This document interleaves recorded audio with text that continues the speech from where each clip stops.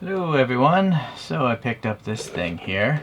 It's turns out Pop Mart has this release of Dragon Ball vehicles. Anyways, I knew nothing. I've always known about Dragon Ball. I never watched it until I went and bought this vehicle. So I thought I'd learn a little bit about it. And so you can watch the first 13 episodes for free here. That's the search if you want to do it. It's pretty funny. It's okay. But then I tried watching some of the movies and then I lost interest because it's just a bunch of jacked up dudes beating each other up. Not really my thing. Anyways, so here's the release of all the things. And, well, we're going to go over this. So here, they're blind boxes, so this was open, so I knew what I was getting.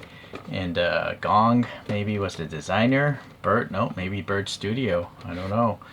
Oh, these guys probably own the Dragon Ball license. And then it tells you here the vehicles in English. So I'm going to review this capsule motorbike later on. There's some sort of weird robotic thing here. That green thing is the chase figure. And then you got these other things. But anyways. Alright, so does it have a date? Yeah, nice. So if you buy this in the future, you'll get an idea of how old it is. And it is, I guess, safety certified. So, but for kids over 3 years old. It's weird that they have these stickers. Why wouldn't they just print these? Well, this I understand, but why wouldn't that just be printed as part of the artwork of the box? It's kind of strange. Anyhow, I did take a flashlight to this box, and it just wasn't. Here's a 2000 lumen flashlight. You can't tell what's inside. The printing is too thick. See, there's the light itself. So maybe if you took like a 10,000 lumen light, you'd be able to figure out what's in here, but you'd also set the box on fire. So anyhow, this is some sort of house wagon because I have a small version of this that was put out by Van Presto, and I had no idea what it was when I first bought it. It's just so funny, the design. And now I've grown to like this thing. Okay, well sadly you do get a trading card. I say sadly because I don't want a trading card. Why do I have to? It's just stuff they have to buy, you know? I have the real thing. So, well anyway, some people are into that. It does look like the proportions of a real, like, poker playing card. And then there's some desiccant, and I'm sure the desiccant changes in size to try to even out the weight of the boxes so you can't guess what vehicle's inside.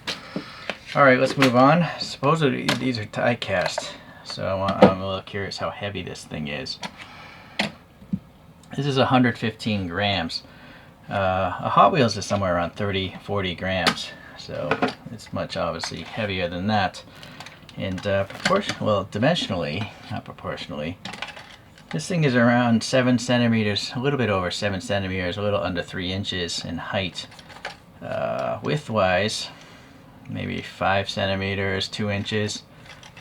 Yeah, I guess length doesn't even matter. It's a fictional vehicle. But the width is important if you want to guess what scale it might be compared to, like, say, a bus. It actually looks more like a classic British car with a house attached to it, but not a Mini. I don't know if it's an Austin, some other Austin or something. Okay, well, this is not die cast. This feels like plastic. It's warm. It's not cool. Yeah, but it is nicely painted. You can see the window frames, first of all. They're like a mint green color. The windows are very recessed there. And then you can see there's like this blue, but this ghosted white on the edges. So it's airbrushed or something. So they could have easily just painted this whole thing one color, right? But they airbrushed either white on top of the blue or something else. You can see this streak of white here, right? So that's a lot of effort. And then the mint green fender flares are only in the rear. The front, they're still blue. We have pretty deep panel gaps there. We have some vertical door handles sticking out, a rain gutter, a mirror, but no silver paint, and then the window frames again. Pretty interesting. A little bit of a hand pull on that, and then a separator that's raised. Going to the back windows, yeah, they're same size, just equal, staggered a little bit. Tiny, tiny taillight and maybe a turn signal or something. And then a silver painted bumper, nicely done. You can see that lighter color coming across there. This side is not symmetric, so you have maybe a door to get into the house perhaps, and this Maybe this door is to get into the driver's seat. I don't know. But all the windows have little indications of hand pulls, so that's a nice touch. They could have easily just had them flat. And then the wheels, obviously being a cartoon car, they're quite simple. They just look like stamped steel disc wheels with 4 little indentations and a little hub center. I gotta say the tire's nicely done though. It's nicely rounded, like it looks like a rubber balloon. And these tires I think are a little bit rubbery. It's not hard plastic, yeah, see? I just hope they don't crack off in the future. And then you do have some grooves here for tread. And then I guess the studio company, I guess? Bird Studio. I'm reading the box. Shueisha Toy Animation. That's what that's all supposed to mean. Some sort of muffler looking thing. Some pipes running here and there. The drivetrain, axle, differentials. Yeah, they could have easily just had a flat bottom. Now this bottom though is die cast. That's cool to the touch. So that's what you're getting as far as your metal content. The plastic is this bumper. It's not a die cast bumper. You can see it's poorly clipped off the molding runner. Pretty deep details on the venting here of the grill, and for some reason there's some sort of sphere sticking out of the thing. Nicely painted. Well, they're not turn signals in our world because they're red, but they're domed out. The headlights are domed out with a silver bezel, nicely painted. And then this one actually has a wiper blade here, this window, so that makes sense for the driver. And then again, hand pulls and stuff like that. And over here we have a much different sized something or another. If there's no window here, I'm not sure what that would be. Yeah, right? I'm not sure. Strange. If you know, leave a comment. And then this is really neat. This is all raised, so it helps them paint them black easier. So the text does look nicely done because it was raised. So that's all there is to it, is on the outside. The question is on the inside. So let's see if I get a flashlight. Oh, that is way too bright. So shining through the rear window, what's going on? Oh, look at that. There's a sofa and someone's hair. So sofa in the back there. The driver's steering wheel is there. There's no window on the other side of the driver's cabin. So the steering wheel is actually hollowed out a little bit, so that's kind of neat. That's all I can see on this side here. Well, you got the seat as well. Upstairs, what do we have? Oh, I think that's supposed to be a bed. It looks like it's a bed, like a headrest right there. And maybe like a little round side table. Interesting. Let's flip to this side. It's just a flat floor upstairs, other than those 2 pieces of furniture.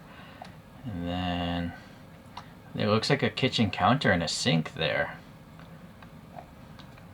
Maybe this little thing's supposed to be the bathroom, but I think it's all closed off. I think there's literally walls around it. So, I have to assume that's supposed to be a bathroom or maybe a stairwell, but I don't see any indication of stairs going upstairs. But these windows are so small. It's interesting that they put in those details. Yeah, pretty neat. So looking at this photograph, some of the vehicles are definitely not to scale. I mean, this house wagon, the door is much smaller, but all the other ones possibly could be around the same scaling. They all look like they could fit a human being of around the same size. But this is the oddity, of course, because it's a house on a car frame. But I do have some comparisons here. So here's a 1/64 scale Greenlight A-Team van. But here's a 1/64 scale person. Now, looking at this person in this doorway, I do believe this could be, easily mixed into a 1/64 scale diorama. Right? That door looks like it would easily, allow a human to pass through it. And then, I guess the roofs would be pretty low. But, yeah, it is what it is, right? I didn't even notice there's 2 little vents up here with some brown paint wash. Okay, so that's it for the 1/64, and here's that Band Presto version. It's all plastic. Here they just tampo printed the text on there, and the wheels are much smaller, but I gotta say, it's still a well done toy. I suppose possibly you could say that's 164, although the doors are very, very small. A mini camper, I guess. You'll see the windows proportionally are much larger on this one. This has very thick window frames. I guess probably to make it easier to paint, perhaps, but Banpresto did a good job with such thin window frames. And again, it's got a really big side mirror on that side and a regular sized one on this. So it must be specific to the cartoon design. This one has a full bumper, it looks like. The door handles, no, they both have door handles. Okay, this grill is integrated, but that's a separate piece grill and bumper as well. Alright, well, anywho, if you really love the Dragon Ball franchise, or like me, if you just like really weird looking vehicles, you might want to consider picking this thing up. Alright, well thanks for watching everyone. We'll see you when I review the motorcycle from this collection.